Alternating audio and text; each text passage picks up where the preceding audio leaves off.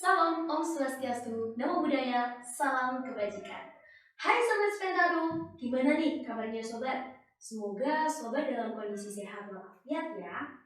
Perkenalkan, saya Bindesya Rahma Fitansiono selaku Duta Toleransi SMP Negeri 1 Waru dan Duta Toleransi Kabupaten Sidoarjo yang pada kesempatan kali ini akan bertanya-tanya kepada Kak Taufik selaku Ketua Forum Wartawan Kabupaten Sidoarjo. Baik, pada kesempatan kali ini saya ingin bertanya kepada Kak Taufik. Kira-kira tips untuk menyusun konten agar konten kita terlihat menarik itu bagaimana ya Kak? Ini tips untuk konten berita atau konten medsos saja atau medsos yang untuk kampanye berita nih? Konten sosial media. Oh, konten sosial media ya. Terima kasih. Ini luar biasa ini saya bisa diundang di podcastnya SMP Negeri 1 Waru ya. Panggilannya tadi apa? Spentaru. Sebentar. Keren sudah punya podcast kayak gini bisa untuk mempublikasikan. Caranya bikin yang menarik ya. Kalau di berita itu ada namanya news value kan. Jadi nilainya apa. Terus yang lebih penting untuk membuat konten itu menurut saya konsepnya harus benar-benar matang. Mbak Pink Nesia namanya keren sekali.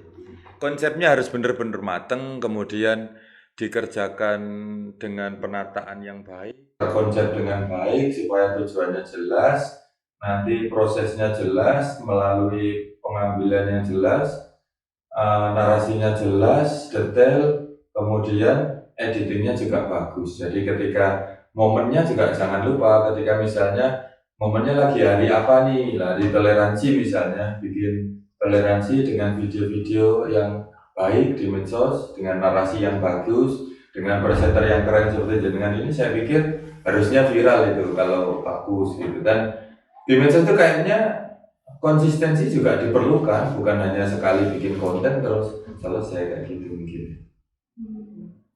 Lalu pada saat kita membuat konten, kita kan pastinya harus memperhatikan cara pengambilan angle fotografi ataupun videografi.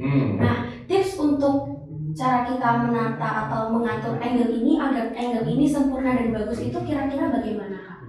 Hampir sama sih, angle atau konten foto video itu perencanaannya penting. Jadi misalnya mau ngambil video tentang aktivitas teman-teman basket di SMP Negeri 1 Waru, ya diperhatikan dulu, disiapkan nanti yang mau ditonjolin itu apanya. Misalnya ada pemain timnas yang dari SMA sini atau apa, atau ada coaching klinik atau ada pelatihan apa. Jadi dicari sudut yang menariknya, nanti itu menjadi angle dari pemberitaannya atau kontennya kan.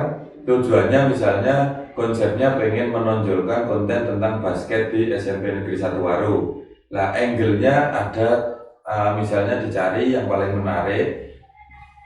Ada teman-teman atau anggota basket itu yang sudah pemain timnas atau tim kabupaten atau prestasinya apa. Lah itu lebih ditonjolkan, kemudian overall tetap basketnya diitukan. Sama juga misalnya untuk toleransi gitu kan. Iya. Apa yang sudah dikerjakan, mana yang menarik, dipilah dulu. Tetap melalui konsep yang bagus, dikerjakan bersama-sama dengan tim.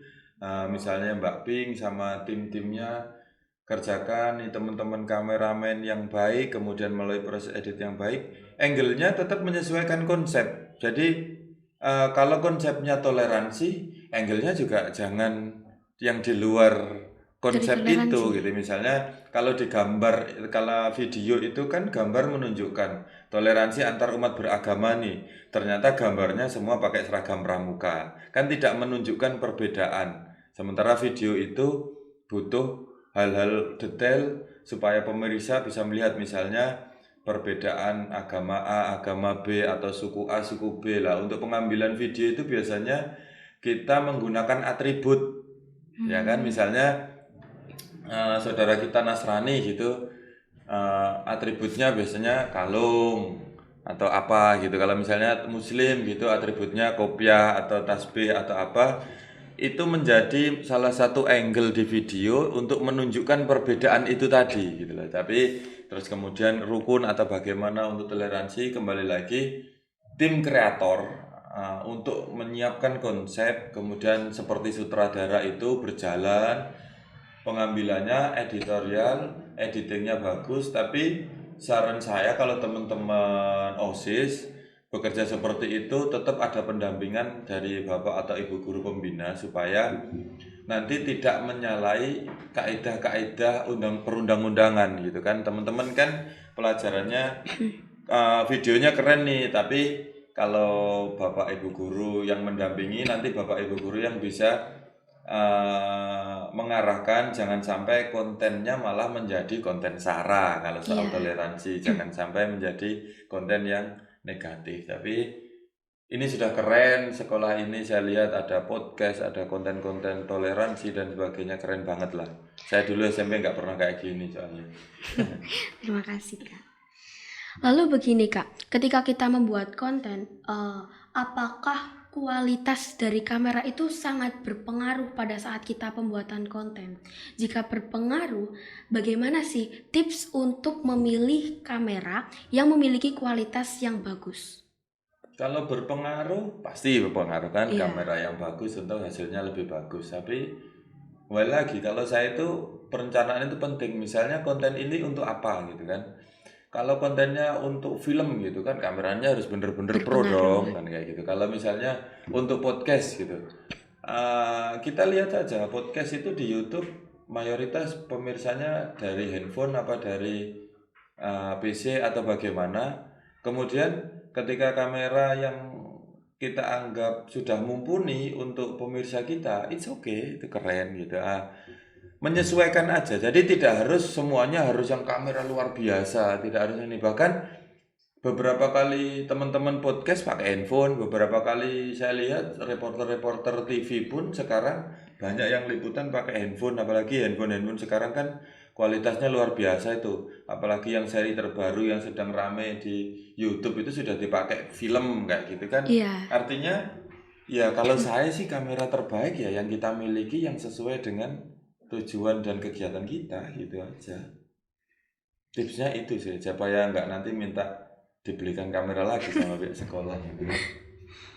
Lalu yang terakhir, Kakak selaku ketua dari Forum Wartawan Sidoarjo, apa yang membuat Kakak tertarik untuk berkontribusi dalam Forum Kabupaten Sidoarjo? Kontribusi kami jelas, kami ini wartawan. Iya. Kontribusi utama atau tugas utama kami adalah menyajikan informasi yang baik kepada masyarakat, informasi yang benar tentunya. Kemudian kami juga bertugas sebagai fungsi kontrol, watchdog kalau bahasanya itu. Kami punya fungsi kontrol sosial, kami juga fungsi kontrol pendidikan. Cuman belakangan ini teman-teman Forwas itu pengen tidak sekedar itu. Kalau sekedar bikin berita, ngasih informasi, watchdog dan sebagainya, kan sudah banyak itulah. Teman-teman Forwas baru-baru ini pengen tidak hanya itu, kemudian ketemu ide bagaimana kalau kita juga punya program untuk berbagi.